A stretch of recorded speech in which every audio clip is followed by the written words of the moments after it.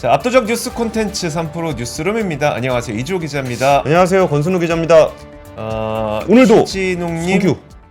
예. 뭔 얘기죠? 안동의 맛집은 안동 찜닭 골목 가서 아니겠죠. 아닙니까? 안동 찜닭 맛집은 신촌이지.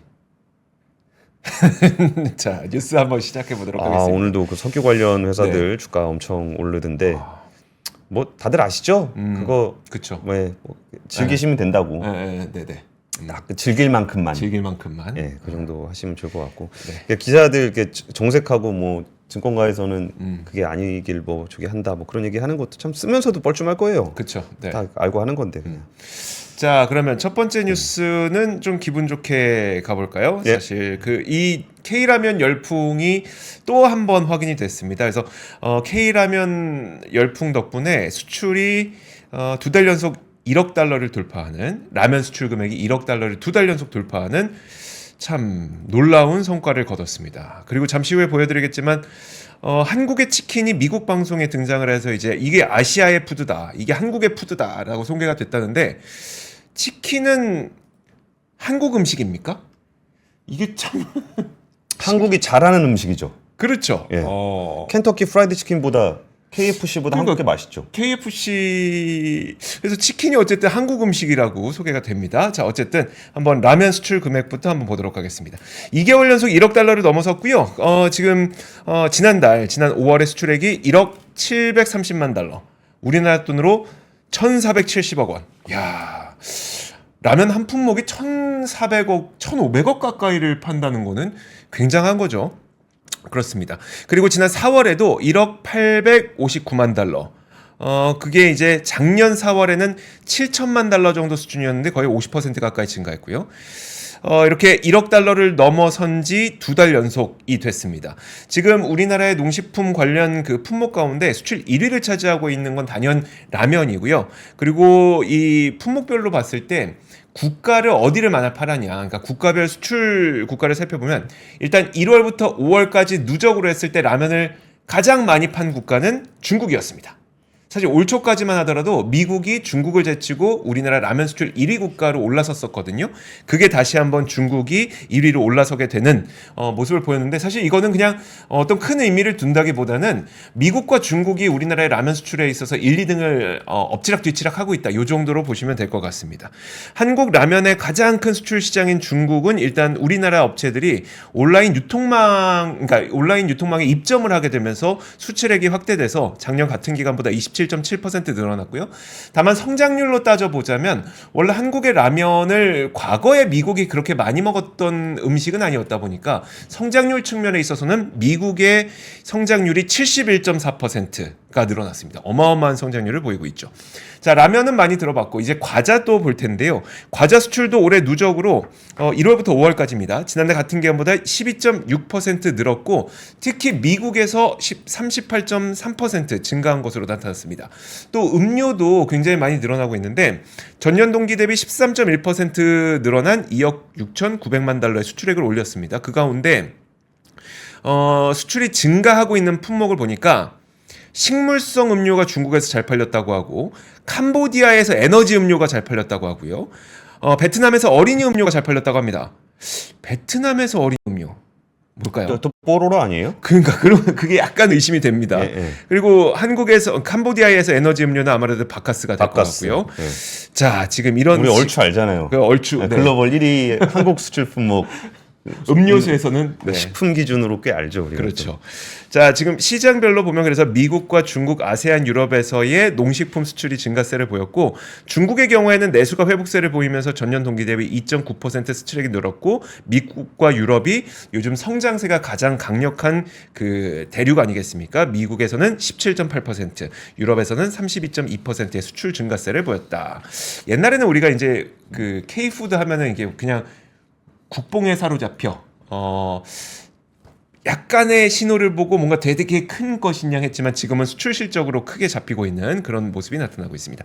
다음으로 말씀드릴 게 이제 한국의 치킨 프랜차이즈가 미국 매체에서 동양 최고의 음식 대표 브랜드로 소개가 됐다는 소식입니다. 화면 함께 보시죠. 이게 BBQ가 이제 해외에서 미국 뉴욕이라든지 뉴저지, 텍사스 이런 곳에서 매장을 운영하고 있는데 이게 뭐 딴 건 아니고 아시아 태평양 문화의 달을 맞아서 아시아 태평양에서 어떤 음식 먹는지 보자라는 걸 소개하는 뭐 NBC라든지 미국 NBC라든지 CBS라든지 이런 곳에서 소개를 한 거라고 합니다. 거기에서 이제 그러니까 제네시스 BBQ가 이제 소개가 된 건데 제품 수출은 아닙니다. 하지만 한국 기업이 외화를 벌어들일 수 있는 측면에서는 상당히 의미가 있는 게 아닌가라는 예. 생각이 드는데 아무래도 그 우리 권 기자님이 그 얘기 많이 해주시잖아요. 우리나라에서 스시 먹는다고 일본이 돈 버냐? 그러니까 그러지 않는 수출 품목들을 우리가 좀 찾아야 되지 않겠습니까? 일단 라면 같은 거, 음료 같은 거. 소스 예, 그렇죠. 예. 소스 같은 거 그리고 치킨도 물론 우리나라에서 직접 수출하지는 않습니다만 해외에 입점해서 거기에서 돈 벌어올 수 있는 외화 벌어올 수 있는 이런 품목들 이런 K푸드들이 좀 잘 되면 좋겠습니다. 지금 권태영님이 서울갈비가 팔리면 서울이 돈을 봅니까? 그 북창동 순두부 뉴욕에 있는 그러니까. 그렇다고 우리가 돈 벌진 않잖아요. 그래서 저는 이번에 되게 진짜 특이한 뉴스 봤는데 네. 매운 콜라 매운 콜라 빨리 한번 검색해서 한번 띄워주십시오. 네. 코카콜라에서 새로 출시했는데 스파이스드 네. 매운맛 콜라를 출시한 거예요. 오. 그러면 야 매운맛 콜라는 또 뭐야? 뭐가 그게 매웠지? 한국의 맛이 매운맛이에요.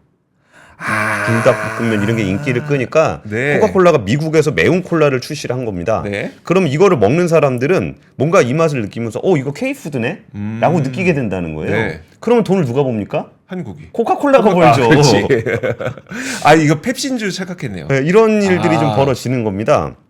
그래서 이것도 지금 CNN 비즈니스에서 그 미국의 매운맛 열풍을 조명하는 기사를 썼는데 매운맛 열풍이라는 것이 바로 한국의 맛을 이야기하는 거예요. 네. 근데 그 매운맛이 우리나라 고춧가루 맛이 아닐 수도 있겠지만 그렇겠죠. 그 비슷한 맛이 나오면은 하는 건데 그럼 여기서 코카콜라가 돈을 벌면 우리는 버냐? 뭐 그렇진 않는다는 거죠. 네. 근데 거기서 뭐 좀 잘 팔릴 수 있는 뭐 거기서 얘기하는 것도 고추기름이나 마차 소스가 케찹이나 마요네즈처럼 일반적인 소스다라는 얘기도 나와요. 근데 보면은 한국의 일반적인 소스라고요? 매운맛에 이거를 지금 뭐 걔네가 뭐 마라 맛을 좋아가지고 미국 사람들이 매운맛을 먹는 게 아니잖아요. 그렇죠. 거기서 아니면은 이제 스리라차 소스 같은 베트남 매운맛을 좋아해서 네. 지금 먹는 게 아닌데 사실 고추기름 같은 경우는 뭐 중국의 매운맛에 가까울 수도 있고 그렇죠. 그러니까 그 맛이 아닌데 이런 식으로 이제 매운맛의 열풍을 어떤 K푸드나 K컬처가 좀 영향을 좀 미치고 있는 부분인 것 같습니다. 제가 착각을 했던 게 예. 펩시가 만약에 매운맛 낸다. 예. 그리고 그게 우리나라라든지 아니면 동남아 쪽에서 이제 만약에 잘 팔린다. 그럼 또 이거 우리나라가 돈 버는 거 아닙니까? 펩시가 한국 겁니까? 펩시를 만드는 보틀러가 롯데칠성 음료이다 보니까 뭐 그렇긴 하죠. 근데 펩시코는 한국 회사는 아니니까. 아, 그렇죠. 여기서 지금 뭐 별맛 다 나옵니까 이게 생초콜라. 김치 콜라. 근데 김치 파우더 있잖아요. 네, 있죠. 네, 김치 파우더가 아마존에서 1등했는데 네. 그럼 김치 파우더를 어디다 먹나 우리는 그거 배추에다가 뿌려가지고 김치 만들어 먹나? 그래도 됩니다. 아 그래요? 네, 근데 칠리 소스 뿌려 먹듯이 뿌려 먹어요 피자에다가. 우리 그 뭐죠? 피자에 뿌려 먹는 핫소스, 타바스코 네, 소스처럼 이렇게 뿌려서 먹어요. 그러면 그게 그 사람들한테는 K컬처예요. 우리 우리나라에서 만들어서 수출할 수 있는 거죠. 그죠? 우리나라에서 만들어서 수출한 거죠. 네. 그러니까 그런 맛을 좀 이렇게 전파가 좀 되고 있는 부분들을 조금 눈여겨볼 필요가 있지 않나 싶습니다. 네. 두 번째 뉴스는 제가 이제 진짜 유튜브에서 미디어 활동을 하면서 네. 되게 시청자분들과 함께 공유하고 싶었던 그런 얘기입니다. 100만 조회수만 믿고 투자한 부동산 펀드 사칭 투자 사기 기승 금융감독원에서 그 소비자 경보를 내렸습니다. 이 얘기가 뭐냐면 유튜브에 100만 회가 넘는 조회수, 수백 개의 긍정적인 댓글, 영상 속 주인공의 일상생활을 닮은 브이로그까지 보고서 여기에 이제 P2P 대출이에요. 네. 부동산 펀드라고 하고 P2P 대출에서 이거 하면은 수익을 많이 주겠습니다. 8시간에 0.5%를 주겠다. 예? 월 57%. 부동산 펀드로는 3개월 36%의 수익을 제공하겠다. 라고 한 것들이 좀 적발이 좀 된 거예요. 네. 근데 사실 우리가 이게 뉴스를 전하면서도 저희가 이제 종목을 추천하거나 이거 사라 그러는 것도 아니고 네. 여러분이 그거 사신다고 해서 저희가 뭐 수수료 먹는 것도 아니잖아요. 그렇죠. 근데 그럼에도 불구하고 그걸 이용하는 사람들이 굉장히 많아요. 그리고 예전에 레가시 미디어라고 하더라도 뭐 그렇게까지 신뢰를 많이 얻지는 못했지만 최소한 그런 미디어들은 그래도 이제 걸러지는 장치들이 있는데 네. 아예 뭐 KBS가 작정하고 사기를 치지는 않을 거 아니에요. 네. 근데 여기서 그냥 아예 작정하고 사기를 치려 그래도 미디어를 그러니까 이런 SNS 뭐 유튜브 이런 걸 통해서 많이 전달을 할 수가 있게 되는 거예요. 그러면 이 부분들에 대해서 그럼 믿어라 믿지 말아라고 얘기하는 것도 굉장히 어려운데 네. 여기에 더해서 또 하나 더 안타까운 게 뭐냐면 그 얘기를 많이 물어보셔요. 이렇게 막 아니, 그럼 도대체 뭘 믿으라는 거냐? 그럼 뭘 믿으라는 거냐라고 한다면은 오히려 제 딱 머릿속에 떠오르는 거는 그거를 책임지고 하게끔 만들어진 존재. 그게 사실 증권사고 그게 펀드 증권사, 아닙니까? 펀드, 자산운용사 이런 네. 데가 진짜 이제 전문가들이 라이센스를 받아가지고 거기에서 만약에 잘 못하면 시장의 평가를 받아서 퇴출이 되는. 네. 그리고 예를 들어서 뭐 큰 뭐라 그럴까요? 뭐라고 이름 거론하기도 좀 애매하네. 예를 들어서 네. 미래에셋이다. 네. 거기가 뭐 좀 사기 쳐갖고 튀면은 그 큰 회사가 어떻게 튑니까? 그렇죠. 그러니까 그런 데들이 있는데 과연 그런 기관들이나 증권사들이 정말 투자자들한테 신뢰를 줬는가? 네. 뭐 예를 들어 리딩방. 음. 리딩방 문제 있다는 거 다 알죠. 그렇죠. 그러니까 알면서도 그저께 친절하고 뭔가 좀 내가 뭔가의 정보를 원할 때 그렇게 잘 해줬는가라고 했을 때 사실 뭐 증권회사든 뭐 이렇게 정식 허가를 받은 데도 못 믿겠고. 네. 근데 정식 허가는 안 받은 거를 똑같이 본다면 얘가 좀 더 이렇게 혹하게 얘기를 하잖아요. 말은 잘하니까. 예, 그러니까 그쪽으로 가는데 그럼 누구를 믿으라는 거냐? 라는 부분에서 되게 안타까운 거예요. 그러니까 좀 신뢰를 하도록 만들어진 제도권 기관들이 그런 역할을 제대로 못 해주니까 네. 오히려 그 비제도권에서 좀 사기성이 농후할 가능성이 높은 데들로 가고 있다라는 거는 아유 사기꾼이 사기치는 거는 당연히 잘못한 거고 네. 그러면 정말 이 부분들을 해줘야 되는 기관들이 어떻게 신뢰를 얻을 것인가도 굉장히 좀 중요한 문제다라는 생각이 좀 들었어요. 그래서 이 부분에서 지금 이렇게 유튜브를 통해서 뭐 월수익 이만큼 주겠다고 있는 부분들이 뭐 조회수를 높이고 그런 부분들이 그럼 뭐 어떻게 그럼 우리는 신뢰를 높일 것인가? 아니면 제도권에서 그 일을 직접 해야 되는 네. 누군가의 투자를 도와주고 투자를 도와주는 대가로 수수료를 받는 네. 그분들은 그게 업이잖아요. 그렇죠. 그런 사람들은 또 어떻게 사람들에게 신뢰를 얻을 수 있을 것인가라는 부분들이 이렇게 사기치는 거에 투자 경보를 하는 것만큼이나 중요하지 않나라는 생각이 좀 들어요. 그러니까 답답합니다. 그러니까 그러면 그렇게 해서 누구를 믿으려 할까? 막 저를 믿으세요. 저는 절대 뭐 공정하고 뭐 객관적이고 완벽한 팩트를 확인해서 여러분에게 정확한 뉴스만 전달해드리겠습니다. 하는 것도 말이 안 되잖아요. 그렇죠. 그러니까 진짜 기자 취재하다가 내가 분명히 듣고 분명히 보고 분명히 확인한 내용을 쓰더라도 틀리는 경우가 꽤 많거든요. 네. 그리고 오늘까지는 확인을 못했었는데 그 다음 그래서 보도를 하고 그 다음 날 확인하는 경우도 있어요. 그렇죠. 네. 그러니까 여기서 그럼 확인된 것만 얘기해라. 그러면 한참 이슈가 지나갑니다. 그러니까 이런 부분에 대한 딜레마가 있는 상황에서 그럼 제 얘기를 믿으세요 얘기할 수 있는 것도 아니고. 네. 그래서 결국은 진짜 그 뭐 이 부동산 펀드라든지 아니면 기관 투자자들 이런 데서 정말 남의 자산을 맡아서 이거를 운용해주면서 수수료를 받는 그런 데들의 어떤 신뢰 회복을 위해서는 어떤 노력들이 좀 필요할까 이런 거에 대한 고민이 좀 들었어요. 여기서 뭐 일상생활을 보여주는 브이로그 이런 것들이 뭔가 조금 더 이렇게 신뢰를 하게 만드는 게 네. 있잖아요. 그래서 이 사건을 보면서 이런 거 하지 말라 얘기하면서도 계속적으로 반복되는 모습을 보면서 좀 고민이 좀 많이 돼서 그 얘기를 좀 전해드리고 싶었고요. 네. 그리고서 이제 금융감독원에서 오늘 또 민원 분쟁 사례 나왔는데 요거는 그 생활의 팁, 어? 생활의 팁.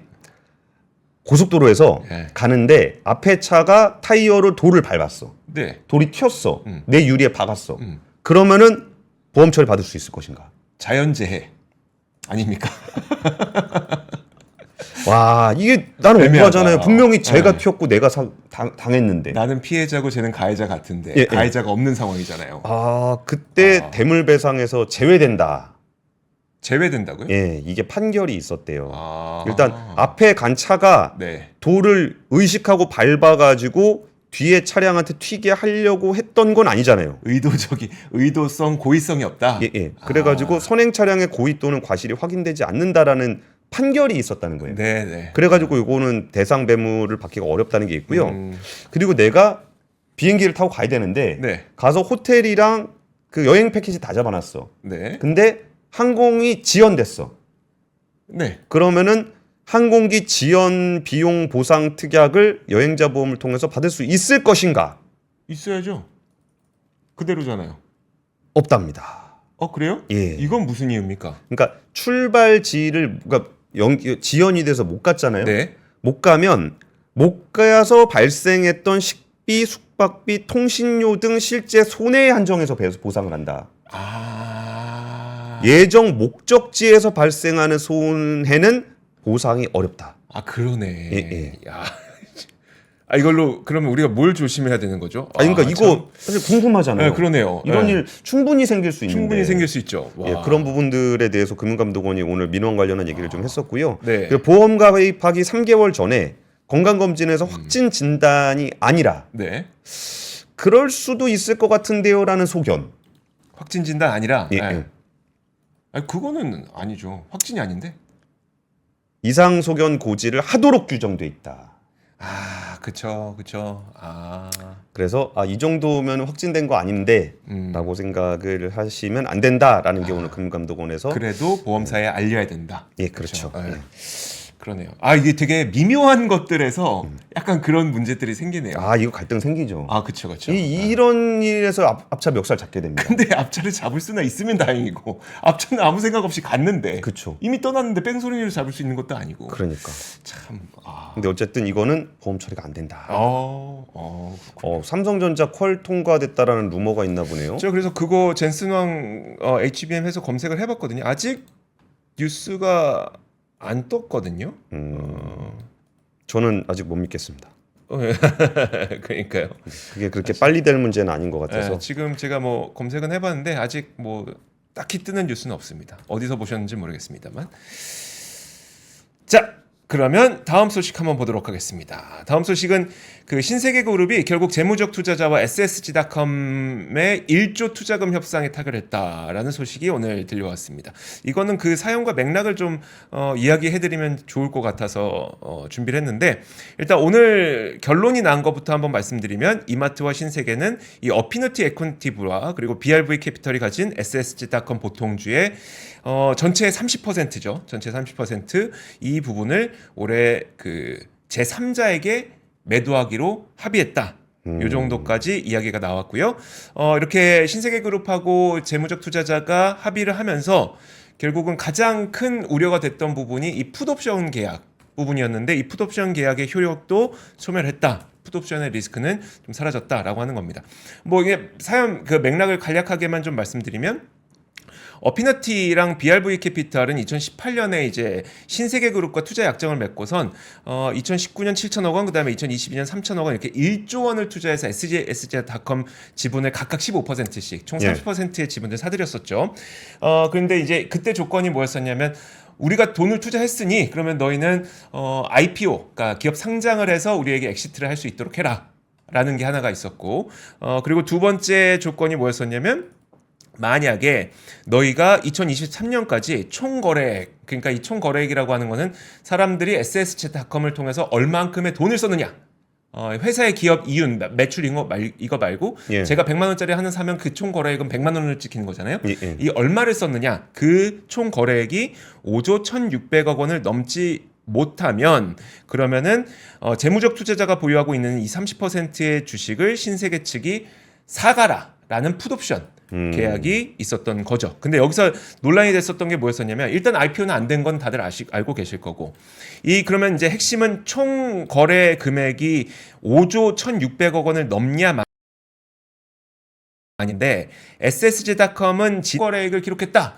우리가 사람들이 산 금액은 총 5조 7천억 원이다 라고 주장을 했지만 재무적 투자자들은 거기에 상품권 금액 들어가 있지 않느냐 라고 주장을 하게 된 거죠. 근데 상품권 구매라는 게 되게 애매한 게 만약에 100만 원 상품권을 내가 구매했으면 이 100만 원으로 결국은 SSG닷컴에서 100만 원을 구매하게 되는 건데 그러면 이 100만 원과 SSG닷컴의 거래액 100만 원을 합치는 게 맞냐? 아니면 이거를 상품권의 100만 원을 빼는 게 맞냐에 대한 논란이 있었던 거죠. 그래서 만약에 이 논란이 협상이 안 될 경우에는 결국 SSG닷컴의 총 거래액이 5조 7천억 원이 안 되는 게 되는 거니까 재무적 투자자들이 풋옵션을 요구해서 신세계그룹이 굉장히 많은 돈을 내고 그들의 지분을 사와야 되는 수도 있었던 거죠. 하지만 오늘 결과가 나온 것은 결국은 협상에 타결을 해서 재무적 투자자들이 원래 투자를 했던 그 투자금 원금 정도인 1조 원 남짓의 매도 금액을 하기로 한 것으로 전해졌습니다. 다만 아직 끝난 건 아닌 게 그러면 사실 1조 원을 그냥 주는 게 아니라 결국은 다른 투자자 찾아와라. 전세 세입자 따로 받아오세요 이거잖아요. 예. 그래서 새로운 세입자를 좀 찾아야 됩니다. 그래서 올 연말까지 세입자를 찾아야 됩니다. 그 투자자를 다시 한번 찾아서 1조 원을 내고 SSG닷컴 지분 30%를 사갈 만한 투자자를 찾아야 되는 거기 때문에 아직 끝난 건 아니라고 볼 수 있지만 그냥 그래도 단순하게 풋옵션을 6개월 연장한 거네요. 그렇죠. 네. 그렇죠. 그래서 요 정도까지 현재 진행이 되고 있습니다. 그래도 리스크는 많이 사라졌잖아요. 이게 총거래 금액과 관련된 이슈가 우리 권 팀장님도 많이 설명해 주셨지만 되게 민감했었잖아요. 그러니까 아니 당장 풋옵션 행사하게 되면은 그거 살 돈 있냐 없냐 이것 때문에 되게 네네. 힘들었던 건데 어쨌든 풋옵션 계약을 그냥 6개월 연장했다라고 좀 보면 될 것 같은데 네. 6개월 후에 또 봐야 되겠죠. 이게 말씀 중에 좀 찾아보니까 헤럴드 경제 이게 뜨긴 뜨네요. 젠슨왕 삼성 HBM 엔비디아 제품에 탑재될 것이라고 제목만 뜨고 기사 내용도 그 내용입니다. 이게 타이베이 현지에 나가 있나 본데 기자가 네. 근데 왜 내용이 없을까요? 근데 그러게요. 나와봐야 알겠죠. 지금 어차피 그나마 좀 마음이 편한 게 그 장중이 아니어서 네네. 조금 마음 편한데 저는 솔직히 그냥 될 것이라는 얘기를 약간 기대치 되긴 될 거다 네. 정도의 의미가 아닐까라는 생각이 좀 들긴 하거든요. 그러니까 젠슨 황도 됐다라고 선언한 게 아니라 되긴 될 겁니다라고 얘기한 거 정도일 수도 있다. 그럴 가능성이 좀 저는 있어 보이는데 왜냐면 저도 이게 다 얘기하기는 조금 애매한 구석이 있는 부분들에서 HBM이 조금 지연될 수도 있을 것 같다라는 네. 얘기들을 좀 들었었거든요. 근데 왜 그런지에 대해서는 좀 복잡하긴 해요. 예. 이게 뭐 진짜 HBM의 조건 중에 뭐 열 전도도가 어떻고 뭐 이런 뭐 그런 것들이 좀 있는데 구체적으로 어느 맥락에서 젠슨왕이 얘기했는지는 조금 지나봐야 알 수 있지 않을까 싶습니다. 네. 와, 근데 만약에 이거 진짜 장중에 떴으면 그쵸. 장중에 떴으면 난리 났겠죠. 변동성 엄청 심했을 겁니다. 네. 이거 진짜 이 기자도 참 용감하네요. 그러니까요. 제목으로 그냥 팍 IMVT VNC님 HBM4가 탑재될 수도 있다는 얘기일 수도 있지 않냐. 그쵸. 저럴 수도 있어요? 그러니까 언젠가. 그래도 안 그래도 HBM 얘기를 조금 준비를 했는데 예. 유병훈 SK 하이닉스 미래전략 담당 부사장이 하이닉스 뉴스룸에서 뭐라 그랬냐면 인공지능 서비스가 고도화될수록 HBM 수요가 증가할 건데 AI 데이터 센터 구축 속도까지 감안해 신중하게 투자를 늘려야 할 것이라고 말을 했습니다. 네. 이게 지금 HBM이 부족해서 쇼티지가 나고 있다는 거잖아요. 네. 그리고 뭐 지금 엄청 비싸게 팔 수 있으니까 지금 물 들어왔을 때 노졌으면 좋겠다는 생각들을 우리는 많이 하게 됩니다. 근데 그 유 부사장은 단기적으로 성장이 확실하지만 전방 산업이 탄탄히 자리 잡기 전까지는 변동성을 염두에 둬야 된다라는 얘기를 했습니다.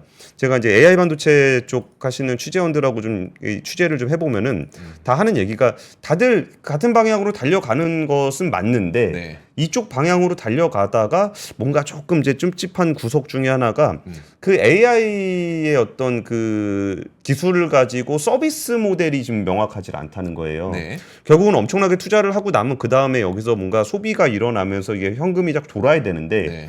지금 분명히 뭔가 될 거고 그때를 대비해서 인프라를 깔아야 되기 때문에 그 비싼 엔비디아 GPU에다 그 비싼 HBM 붙여가지고 인프라 구축을 안 해놓을 수는 없잖아요. 네. 그 인프라 구축을 하는 데는 굉장히 막 전 세계에서 돈을 막 밀어내고 있는데 쏟아붓고 있는데 이게 서비스 쪽으로 돈이 한두 푼 벌려서 될 문제는 아니잖아요. 네. 네, 그렇죠. 그러니까 엄청나게 벌어야 되는 문제가 있었고 아유 애기가 지나가고 있네요. 그래가지고 그런 것들이 좀 있어서 이게 과연 서비스 때까지 가면은 어느 순간에는 데이터 센터 수요가 확 줄어들 수도 있다. 그러니까 기초 인프라는 까는데 네. 이게 돈이 돌아야 되는데 돈이 안 굴고 그리고 지금 막 엄청나게 멋있는 서비스를 보여주고 있는 수많은 스타트업들이 굉장히 그 펀딩을 위해서 네. 투자를 받기 위해서 보여주고 있는 그런 세레모니들은 실질적인 소비로 이어지기가 좀 어렵다는 거예요. 네. 그래가지고 지금 이게 과연 선순환이 될 것인지 어느 순간에 데이터 인프라가 최소한으로 갖춰진 다음에는 좀 줄어들 수도 있지 않겠느냐라는 얘기가 하나 있고요. 또 하나는 뭐냐면 엔비디아 GPU는 굉장히 성능이 좋습니다. 네. 그리고 이제 차세대 모델이라고 할 수 있는 그 다음 모델까지 보더라도 진짜 고성능이에요. 네. 그리고 이제 그 고성능의 정도가 거의 물리적 한계에 봉착한 거 아니냐 싶을 정도예요. 왜냐면은 이거를 예전에는 칩 하나로 만들던 거는 칩렛으로 칩 2개 붙여서 만들었거든요. 네. 뭐 비백이나 이런 거. 그러면 2개를 붙였다라는 건 하나로 하는 게 거의 불가능한 레벨까지 갔다는 거거든요. 네네.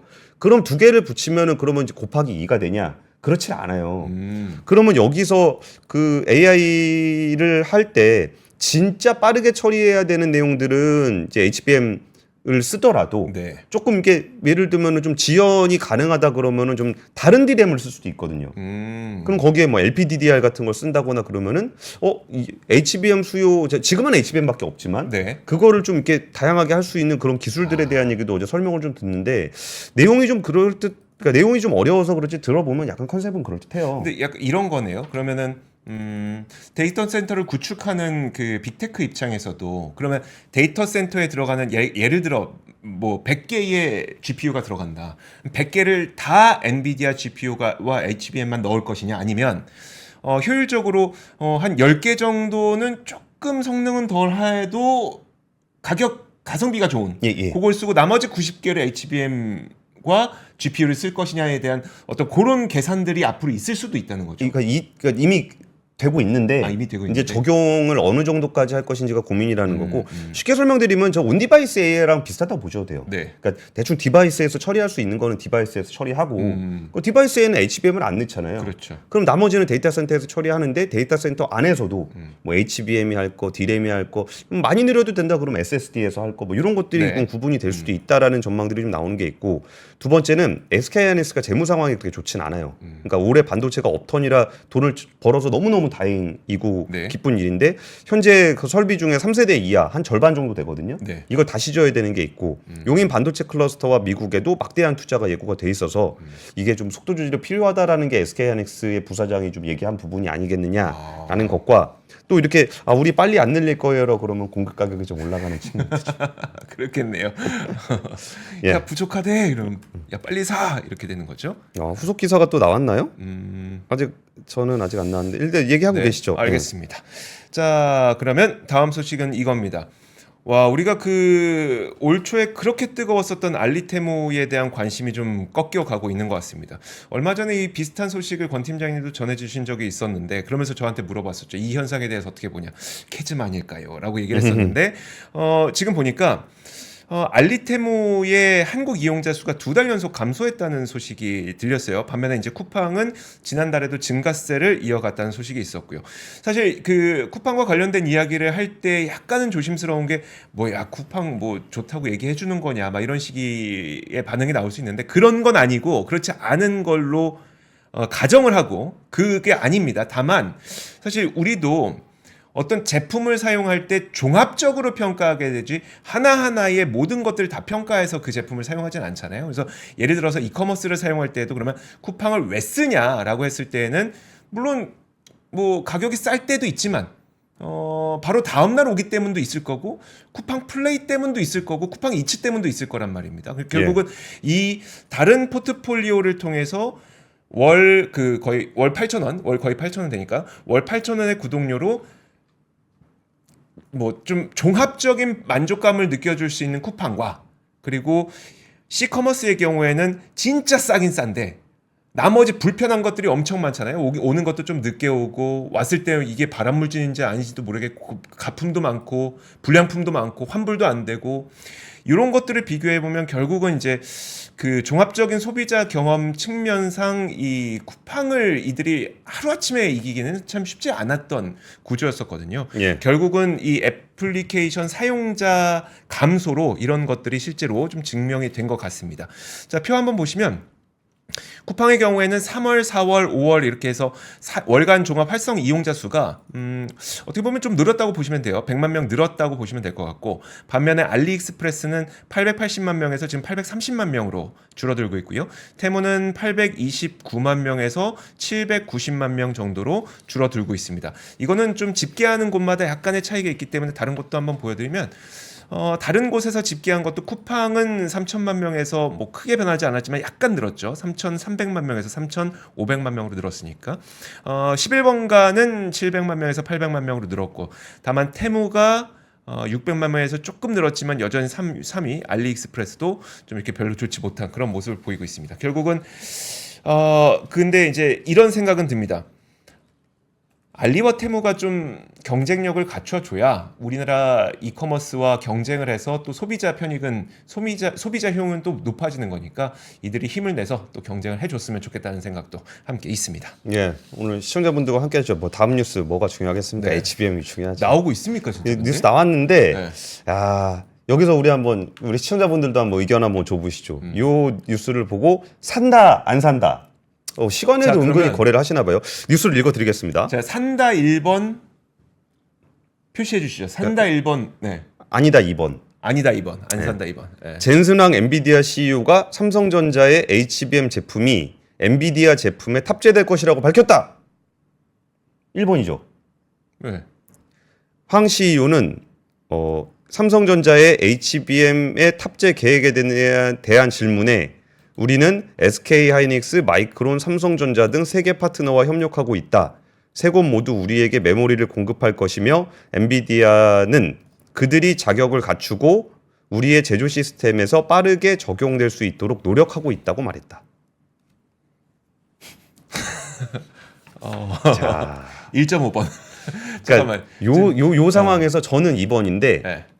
이게 좀 데이 트레이딩 정말 세게 하시는 분들, 네네. 그러니까 진짜 프로급으로 하시는 분들한테 얘기 들어보니까 그 관계자가 그래서 돈을 못 버는 거다. 이거 나오자마자 살고 얼른 팔면 된다. 아니, 그것도 맞는 말이죠. 근데 1번 엄청 많아요. 산다. 산다. 네. 그러니까 이게 어떤 얘기냐면은 우리 제조 시스템에서 최대한 빠르게 적용될 수 있도록 노력하고 있다. 이게 그냥 HBM 얘기 좀 더 할까요? 네네. 그 HBM을 만들게 되면은 제덱이라는 그 반도체 기준이 있어요. 네. 근데 반도체 기준에서 HBM의 표준 기술이 되는 3가지 기준이 있거든요. 근데 3가지 기술이 뭔지는 뭐 굳이 다 설명 안 할게요. 아까 말씀드렸던 것처럼 뭐 열 전도 뭐 이런 거예요. 네네. 그거를 갖추면 HBM은 양품이 되는 거예요. 네. 근데 그거를 엔비디아 GPU에다 딱 붙이잖아요. 그럼 달라요, 얘기가. 여기서 표준화된 그 부분들을 통과를 했다고 하더라도 엔비디아 GPU에서 그 정도 성과가 나느냐, 성능이 나느냐, 그 완전 다른 얘기예요. 그러다 보니까 여기에 지금 엔비디아 젠슨왕 CEO가 그들이 자격을 갖추고 일단 자격을 갖춰야 되는 거죠. 네. 거기에서 우리의 제조 시스템에 최대한 빠르게 적용될 수 있도록 하려고 노력하고 있다. 그러니까 제덱 기준도 통과하지 않은 HBM을 들고 가지는 않아요. 그렇죠. 다 통과했을 이걸 것 해서 같겠죠. 들고 네. 갔는데 막상 돌려보니까 그 엔비디아의 무시무시한 속도와 붙여보니까 네. 발열 문제가 해결이 잘 안 되는 거예요. 그럼 발열 문제를 잡는 것이 우리 제조 시스템에 빠르게 적용될 수 있도록 하라는 건데 이 부분에 대해서 그렇게 하도록 노력하고 있다 라고 얘기하면 이건 아직 안 됐다는 얘기랑 같은 얘기로 볼 수 있거든요. 근데 보면은 나머지 하이닉스와 마이크론까지 같이 얘기를 하고 있어서 저 같으면 이거에 의미를 안 두겠는데 진짜 주식을 하는 고수들은 네. 그 뉴스는 보면 바로 사고 라고 얘기할 때 사고 라고 얘기할 때 사고 권기자 같은 놈이 아니라고 얘기하기 전에 팔면 된다. 네. 야 이거 진짜 장중에 떴으면 난리 났을 겁니다. 그러게요. 진짜. 그러게요. 근데 시간의 거래들도 많이들 하시나 보네요. 근데 시간의 거래를 하게 되면 시간의 거래에서 사고 팔고가 다 됩니까? 그러니까 뭐 띄엄띄엄 되죠. 띄엄띄엄 되죠. 예, 그러니까 예, 뭐라고 하죠? 우리 호가 종합해서 하죠. 묶어서. 참, 내일 아침에 좀 반응은 어떨 것 같으세요? 이게 지금 밤 사이에 나오는 뉴스가 소화되고 나선 이제 내일 아침에 오겠죠, 아무래도. 그러니까 왠지 김 빠질 것 같은데요. 이거는 그렇게까지 원론적인 얘기잖아요.